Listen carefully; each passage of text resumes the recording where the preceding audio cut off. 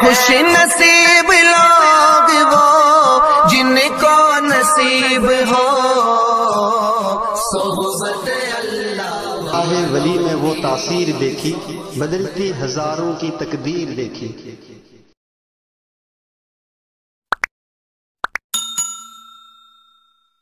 الحمد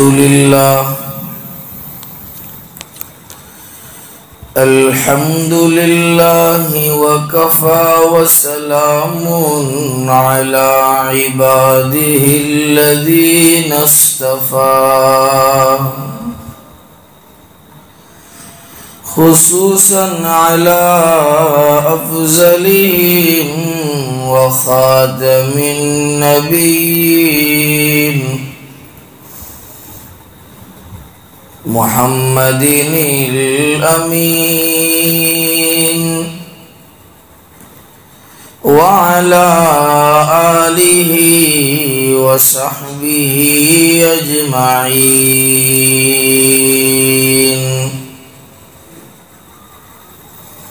أما بعد فأعوذ بالله من الشيطان الرجيم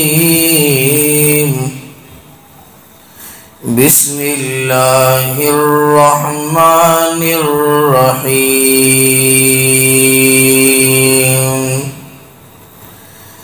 يا أيها الذين آمنوا كتب عليكم الصيام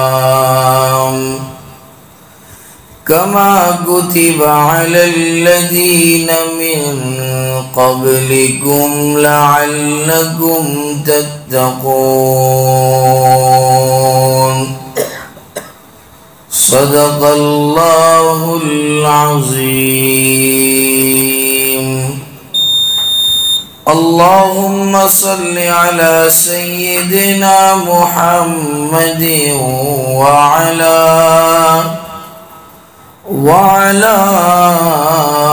آل سيدنا محمد وبارك وسلم۔ ماہ سیام جاری، آیت کریمہ جو آپ حضرات کی خدمت میں پڑھی گئی، فطرت انسانی کا تقاضا کرتے ہوئے اللہ رب العزت نے آیت کریمہ کو بیان فرمایا،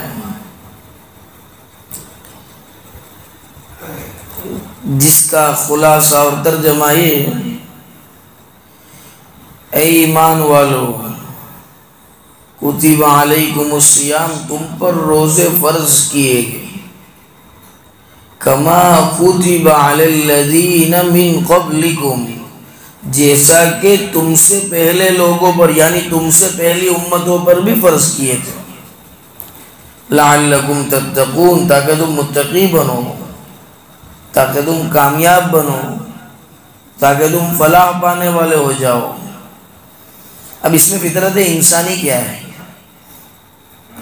دیکھیے، ہم کسی کو کوئی کام کرنے کو کہے کہ بھائی تو نماز پڑھ، روزہ رکھ، زکوٰۃ ادا کر، حج کر، جماعت میں جا، خانقاہ میں جا، گالی مت بول، جھگڑا مت کر، زنا مت کر، کینہ مت رکھ، چغلی مت کر، جھوٹ مت بول، فتنہ انگیزی مت کر، شرارتیں چھوڑ دے، تو ان تمام چیزوں کو بولنے کے لیے انسان کو خود سب سے پہلے اس سے بچنا پڑے، ورنہ ہم جس کو دعوت دے رہے ہیں وہ خود کیا کہے گا؟ ہمیں تعلق ہوگا تو کہہ دے گا تو جھوٹ بولتا ہے، تو کہاں نمازیں پڑھتا ہے کہ مجھے نماز کی دعوت دیتا ہے؟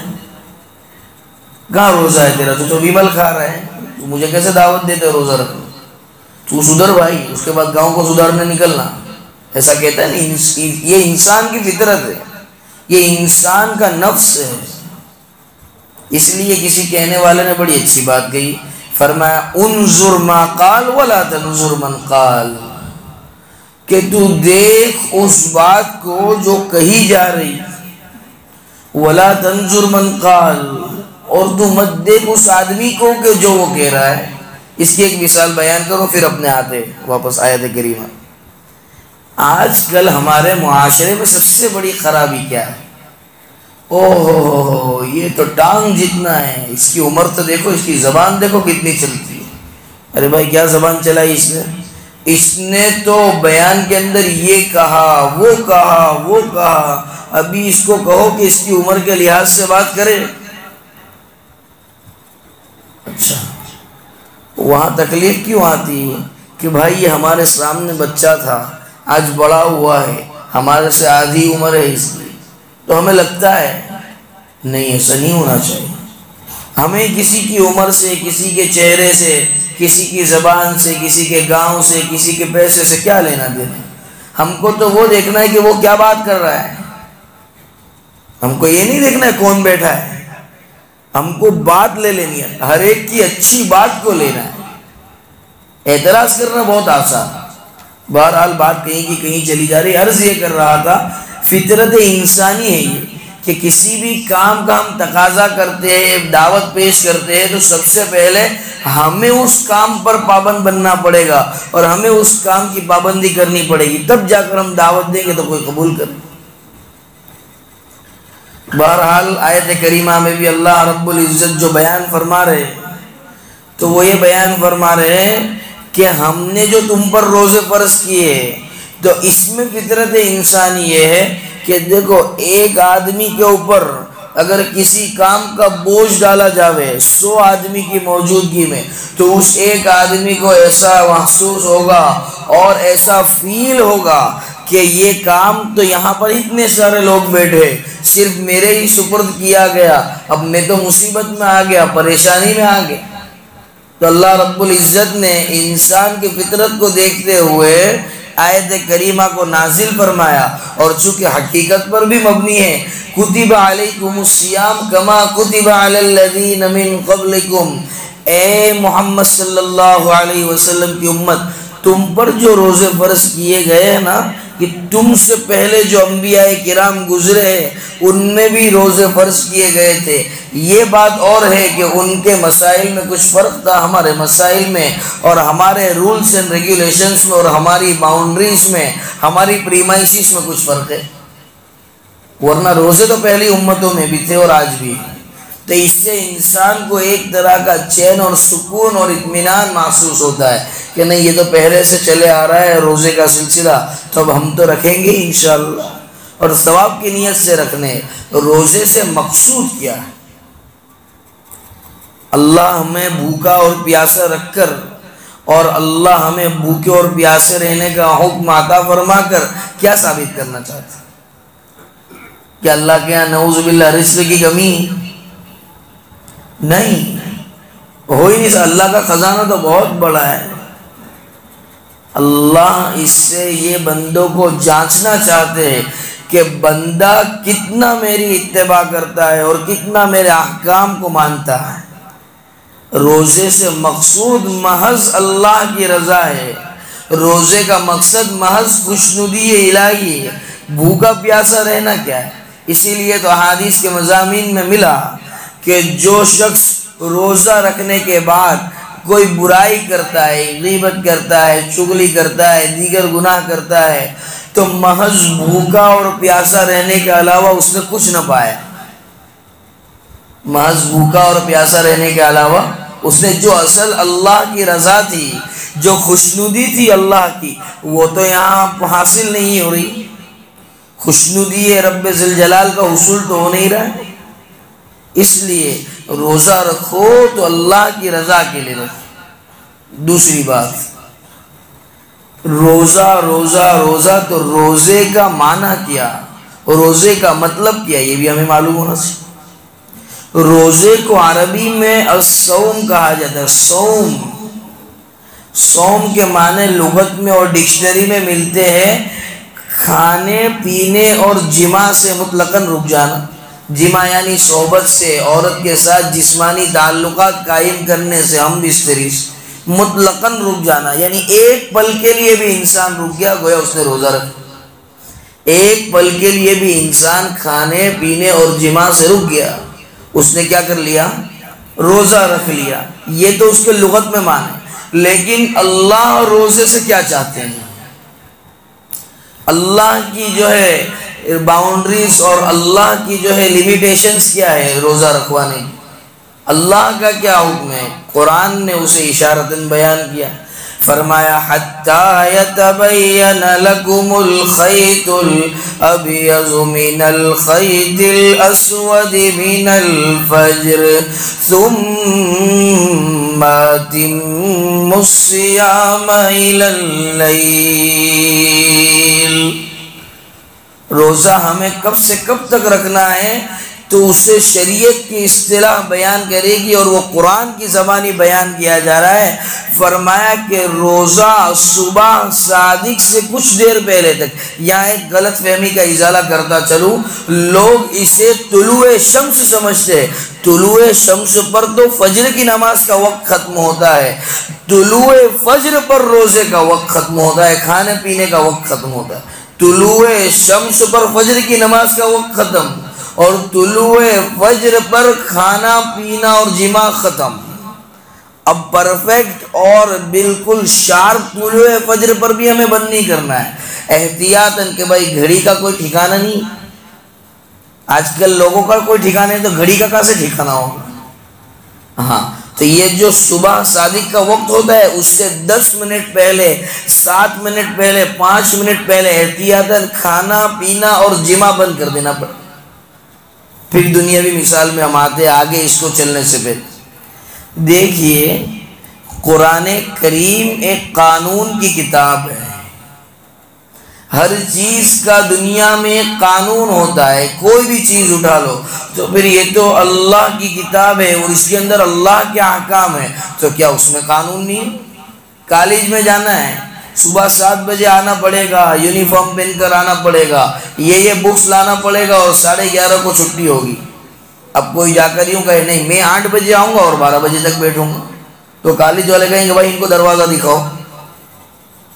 مدرسے میں جانا ہے تو استاد کہے گا 7 بجے آنا پڑے گا، 10 بجے چھٹی ملے گی، اور ہم جیسے پڑھائیں گے ویسے پڑھنا پڑے گا۔ لیکن مدرسے میں تو آج کل سہولت ہے نا، استاد آپ بھی نہیں سمجھو گے تو کون سمجھے گا؟ اسکول والے تو سمجھتے نہیں، دنیا بھی تو ضروری ہے نا۔ ایسی باتیں کر، مدرسے کی اہمیت ختم ہو گئی۔ اسکول کے اندر ہم کوئی فیسلٹیز اور کوئی رخصت اور کوئی نرمی نہیں مانگتے، جتنی نرمی مانگنی ہے، جتنی فیسلٹیز مانگنی ہے، جتنا وہ جو ہے ظلم کرنا ہے، سب مدرسے میں آ کر اساتذہ پر ہی کرتے۔ بہرحال عرض یہ کر رہا تھا کہ دنیا میں کوئی بھی چیز پر تمہیں عمل کرنا ہے، قانون کی پاسداری کرنی پڑے گی۔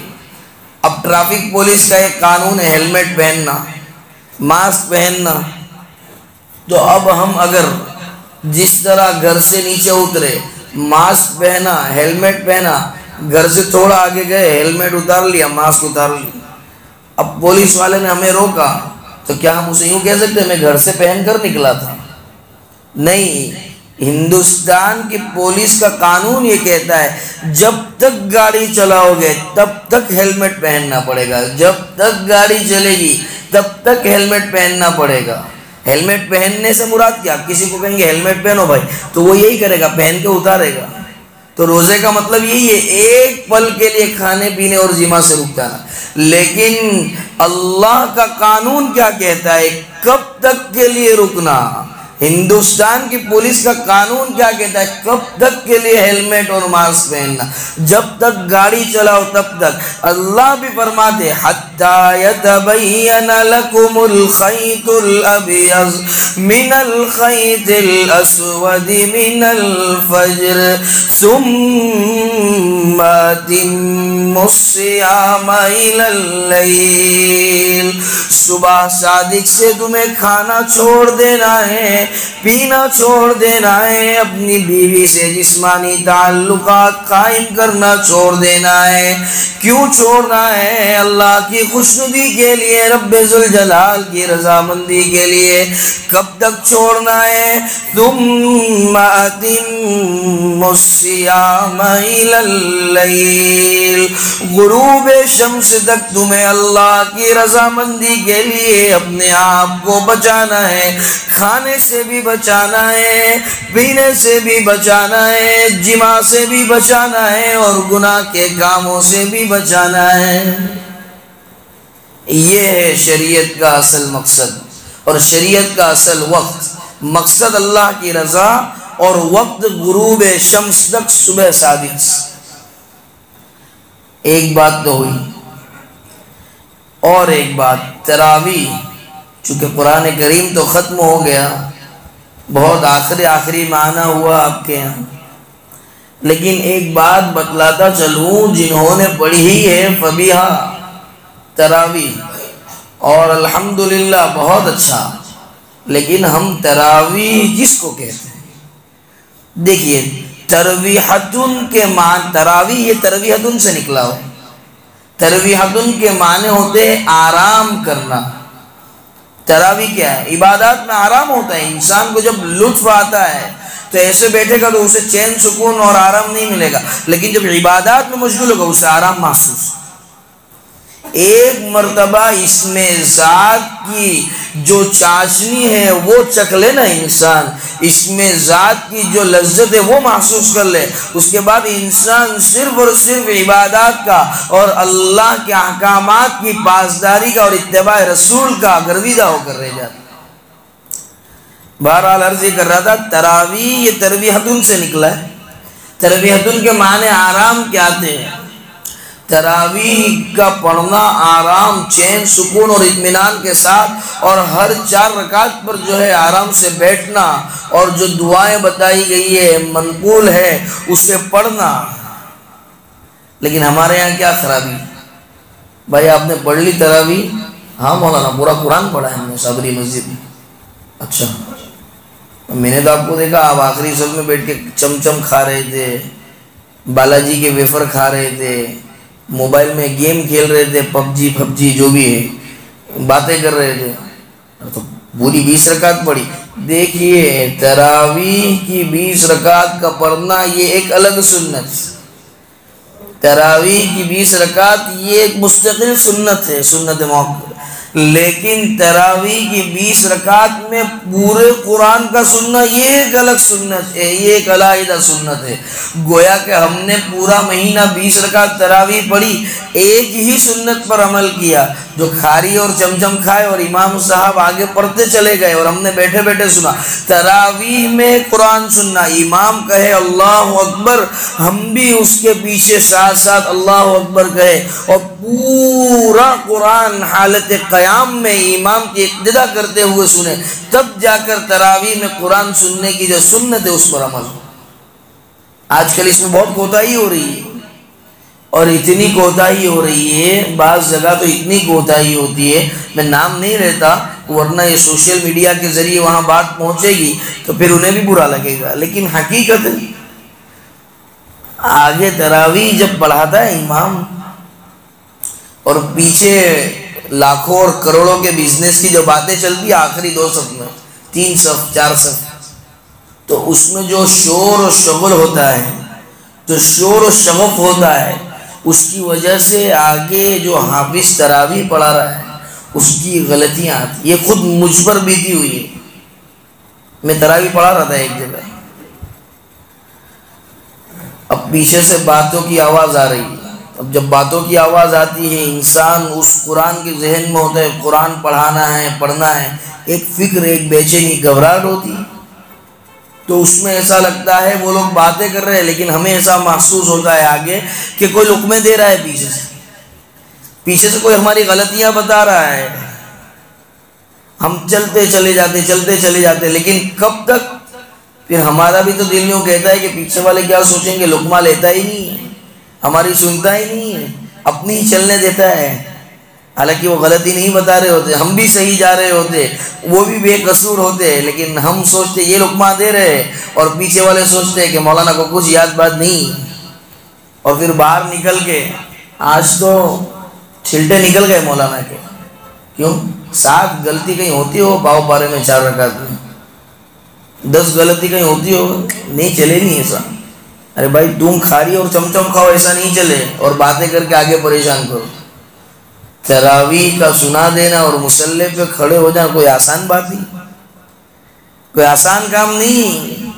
یہ حافظ پورا دن رٹتا ہے اور پورا دن دور کرتا ہے، محنت کرتا ہے اور اپنے آپ کو پورے 27 دن تک خپائے رکھتا ہے قرآن میں، تب جا کر مصلی پر کھڑا ہوتا ہے.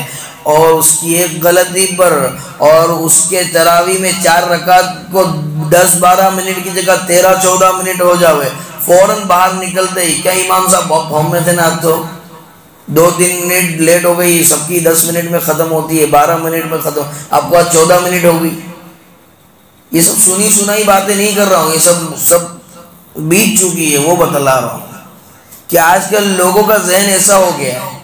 رمضان جیسے مہینے میں جب فجر کی نماز کا موقع آیا، یار آپ تو فجر کی نماز 12 منٹ 10 منٹ کی پڑھا رہے ہیں.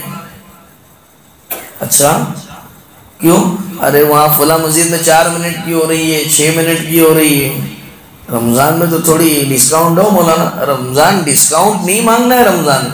رمضان میں عام دنوں سے جو نمازیں ہوتی ہے اس کے اندر فرق آنا چاہیے، اس میں اضافہ ہونا چاہیے، اس میں وقت میں بڑھوتری ہونی چاہیے. تو ہم رمضان میں ڈسکاؤنٹ مانگتے، کیسے چلے گا؟ مطلب رمضان المبارک اللہ نے اپنے بندوں کو کیوں دیا؟ اپنا ولی اور اپنا خاص دوست بنانے کے لیے دیا. رمضان میں اللہ رب العزت اپنے گناہگار بندوں پر ترس کھاتے ہیں پورا سال، اور جو گناہوں کے دلدل میں پھنسے ہوئے ہیں اللہ کے بندے، تو اللہ پہلے عشرے میں تو جو ہے رحمت کی ڈور اور رحمت کی رسی ڈال دیتے ہیں دلدل کے اندر، کہ رحمت کی رسی کو پکڑ کر میرے بندے اوپر آ جاوے، دلدل سے باہر آ جاوے. پھر دوسرا مغفرت کا عشرہ ہے، تو مغفرت کے پانی سے اللہ رب العزت چاہتے ہیں کہ بندہ غسل کر لے. اور تیسرا عشرہ جہنم سے خلاصی کا ہے، تو جہنم پروف چادر اللہ ہمیں اوڑا دیتے اگر ہم رمضان کی قدر کر لے. تو دلدل سے رحمت کی رسی سے نکل جانا ہے اور مغفرت کے پانی سے نہا کر جہنم سے خلاصی کی چادر کو اوڑھ لینا. اس لیے اللہ نے رمضان دیا، نہ کہ پیچھے بیٹھ کر تراویح کو ضائع کرنے کے لیے، نہ کہ روزوں کو چھوڑنے کے لیے، نہ اماموں کو پریشان کرنے کے لیے، نہ مسجد کے ذمہ داران کو پریشان کرنے کے لیے رمضان دیا ہے، نہ محلے والوں کو پریشان کرنے کے لیے. یہ بھی انٹرنیشنل مسئلہ ہے. رمضان کے اندر رات میں برابر سے بائک سروس کرا لیتے ہیں. 14 شعبان کو ہی ہو جاتا ہے سب، اس لیے کہ 15 شعبان کو بھی فریضہ ادا کرنا ہے نا، ادھر سے ادھر ادھر سے ادھر لگنا چاہیے، بڑی رات ہے. اور رمضان سے پہلے بھی سب پلاننگ ہو جاتے. دیکھو آج پہلی تراویح ہے، تراویح کے بعد یہاں جانا ہے، اس کے گھر پہ بیٹھنا ہے، وہ ہوٹلا سجانا ہے، وہ جو ہے چارپائی سجانی ہے، وہاں بیٹھیں گے. کبھی عبادات کی پلاننگ ہم نہیں بناتی. رمضان کی راتیں کیا اس لیے ہے کہ ہم ادھر سے ادھر گھومیں مٹر گشتی کے لیے. دیکھو رمضان کی راتوں کے اندر باہر نکلنے سے منائی نہیں، لیکن ہم جب مسجد میں بیٹھے تراویح کے بعد گھر گئے، کچھ کھانا ہے کھا لیا، تھوڑا آرام کیا نہیں کیا، 11 ساڑھے 11 کو مسجد میں آ گئے. یا یہ کہ سب سے اچھا تو یہ کہ گھر پہ بیٹھ کر عبادت کریں. اب جب مسجد میں آئے، اب 2 بج گئے، 2.5 گھنٹے ہو گئے، 2.5 بج گئے، 3 گھنٹے ہو گئے، اب تھوڑا باہر نکل گئے، اس لیے کہ اب عبادات کے اندر تھوڑی جو ہے دلچسپی کم محسوس ہو رہی، تو ہم تھوڑی دیر کے لیے باہر نکل گئے، تھوڑی چائے پی لی اور تھوڑا ہلکا سا ادھر ادھر چکر لگا لیا 2, 5, 10 منٹ کا. اور پھر ہم اندر جائیں گے تو ہمارا انشاءاللہ یہ چکر لگانا اور یہ چائے پینا بھی، جبکہ وہ چکر لگانے میں غرض یہ ہو کہ میں اس لیے کھڑا ہوتا ہوں اور چائے پیتا ہوں اور چکر لگاتا ہوں تاکہ میں پھر جا کر برابر سے عبادت میں مشغول ہو سکوں، انشاءاللہ اس پر بھی اجر ملے گا. اس لیے کہ ہم نے یہ جو چائے پی ہے، یہ جو چکر لگایا، وہ اس لیے لگایا کہ میں اور دل لگی سے اللہ سے رجوع کر سکوں، قرآن پڑھ سکوں، نماز پڑھ سکوں، صلاۃ التسبیح پڑھ سکوں، توبہ استغفار کر سکوں، اللہ سے مانگ سکوں. اور ایک بات قابل غور اور قابل ذکر ہے کہ دیکھو عام دنوں میں تو اللہ رب العزت آسمان دنیا پر تشریف لاتے ہیں آخری پہر میں رات کے تہجد کے وقت میں، اور آ کر کیا فرماتے؟ حل من مستغفر، کیا کوئی ہے مغفرت طلب کرنے والا کہ میں اس کی مغفرت کر دوں؟ حل من مسترزق، کوئی روزی کا طلبگار ہے، روزی سے بہت پریشان ہونا میرے بندو، تہجد کے وقت میں آسمان دنیا پر رب ذوالجلال رب کائنات آ کر عام اعلان فرماتے حل من مسترزق، ہے کوئی روزی کا تلاش کرنے والا، روزی کو چاہنے والا کہ میں اسے روزی عطا کر دوں۔ عام دنوں میں تو ہم سوتے ہیں، برابر سے کبھی اٹھنے کی توفیق ہو نہ ہو، رمضان میں اللہ رب العزت روزانہ آسمان دنیا پر حاضر ہوتے ہیں، موجود ہوتے ہیں، اور صدائیں لگاتے ہیں فرشتے، اور اللہ پکار لگاتے ہیں حل من مستغفر وحل من مسترزق۔ اللہ تو چاہ رہے ہیں کہ بندے مغفرت کروا لے، اللہ تو چاہتے ہیں کہ بندہ ایک آنسو بہا لے۔ سنیے نا، اللہ کو آنسو بہانا کتنا پسند ہے۔ بندہ جب توبہ کرتا ہے، اللہ سے رجوع کرتا ہے، اپنے گناہوں کے لیے گر گراتا ہے، بلبلاتا ہے، آہوزاری کرتا ہے، اس کی آنکھ کی باؤنڈری سے باہر ابھی آنسو نہیں نکلتا، اللہ سات آسمانوں پر اس کی مغفرت کے فیصلے فرما دیتے ہیں۔ یہ تو اللہ تو بہانا چاہتے بندوں کو معاف فرمانے، لیکن ہم ہیں کہ جس وقت اللہ اعلان کرتے ہیں کہ اپنی مغفرت کروا لو، روزی تقسیم ہو رہی ہے، روزی لے لو، اس وقت ہمارا حال یہ ہوتا ہے کہ ہم ادھر ادھر مٹر گشتی، بات چیت، ہی ہو ہا، مستی مذاق اس میں نکال دیتے پوری رات۔ تو سمجھے یا نہیں سمجھے، رمضان کی راتیں گھومنے پھرنے کے لیے نہیں ہیں، بقدر ضرورت ہر چیز اچھی لگتی ہے۔ ضرورت کس کو کہتے؟ ضرورت کیا چیز ہے؟ الضرورت تتقدر بقدر الضرورت، ضرورت کے بقدر ہی ہوتی ہے۔ ضرورت نام ہی اس چیز کا ہے کہ بھائی ہمیں اس چیز کی ضرورت ہے، بس وہ چیز مل گئی ہماری ضرورت ختم ہو گئی۔ عبادات میں ہم لگے ہوئے، ہمیں نیند آ رہی ہے، چائے کی ضرورت ہے، چائے مل گئی، تھوڑا سا باہر نکل لیے، تھوڑا سا مائنڈ فریش ہو گیا، ضرورت ختم ہو گئی، پھر ہم اپنے کام میں لگ جاتے۔ یہ ہے رمضان۔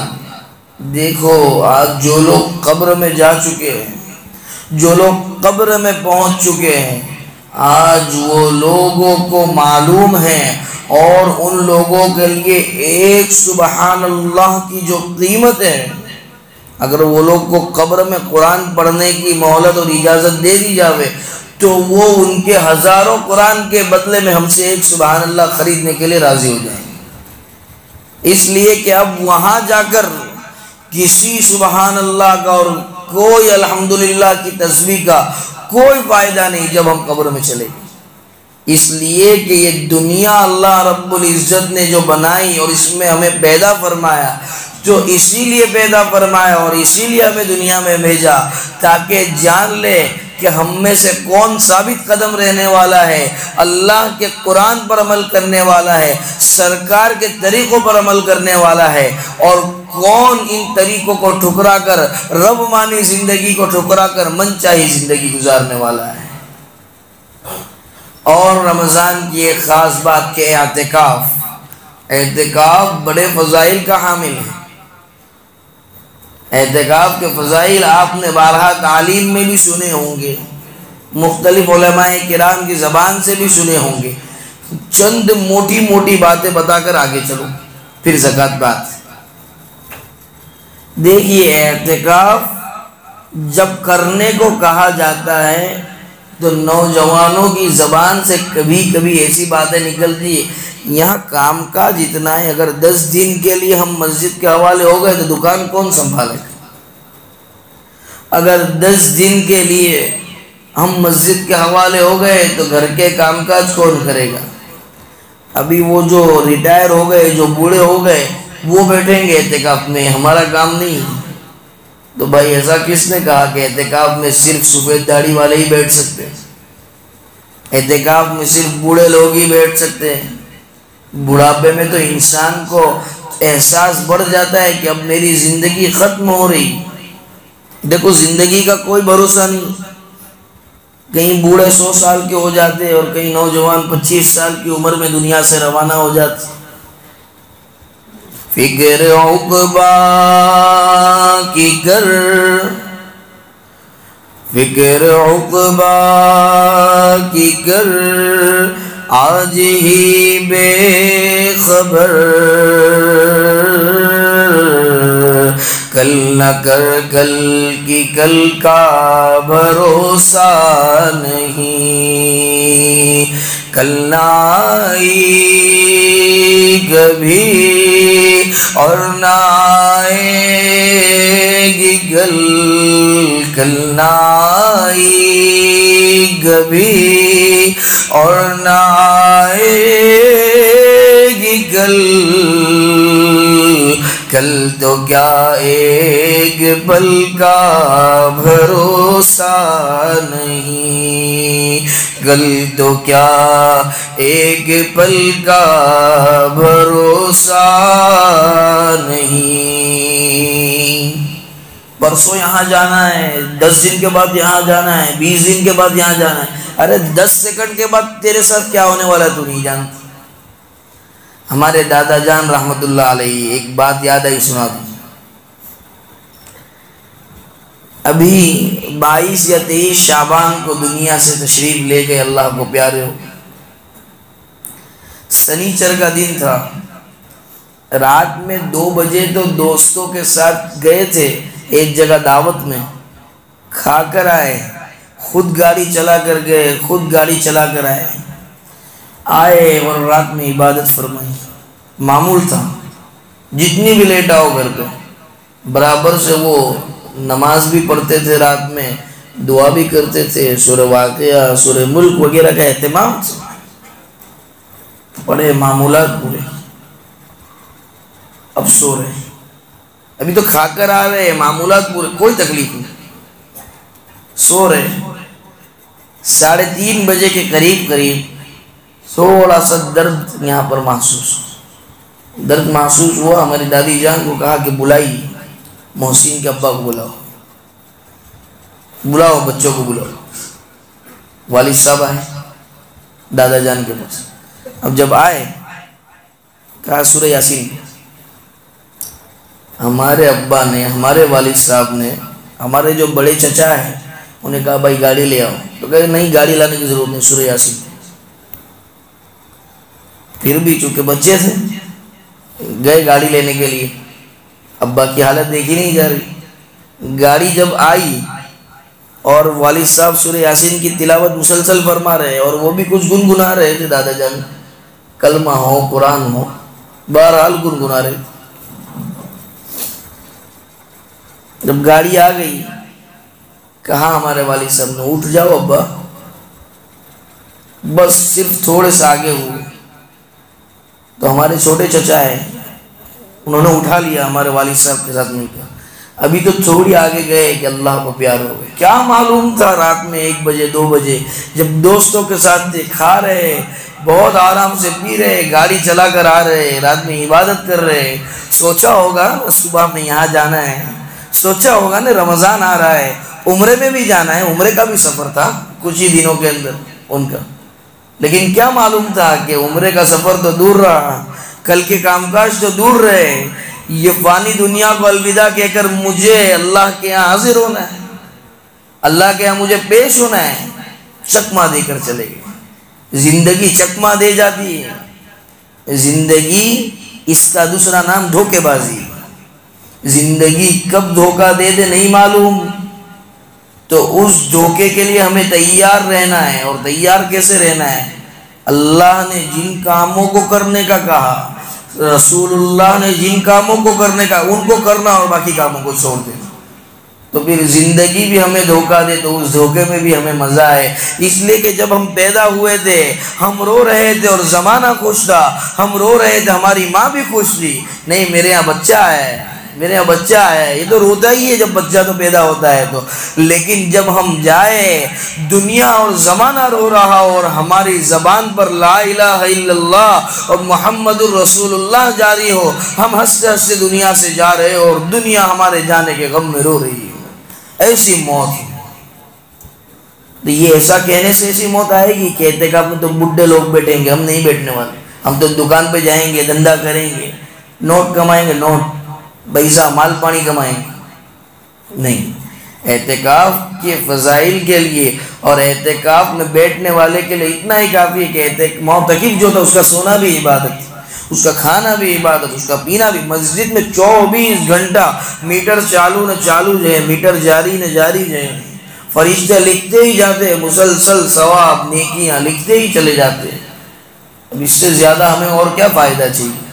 اور رمضان میں تو 1 کا 70 ہے، 1 کا ڈبل نہیں، 70، 1 روپیہ دو تو 70 کا ثواب ملے گا، وہ ایسا مانا جائے گا 70 روپیہ تم نے صدقہ کیا۔